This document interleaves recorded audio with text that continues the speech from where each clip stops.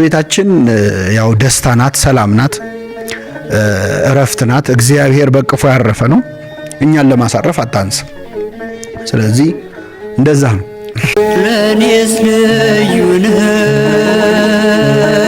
ድንግል ማርያም፣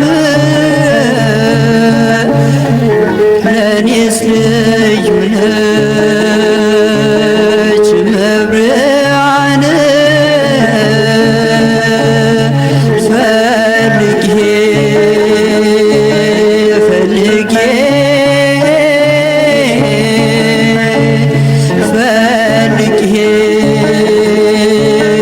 ፈልጌ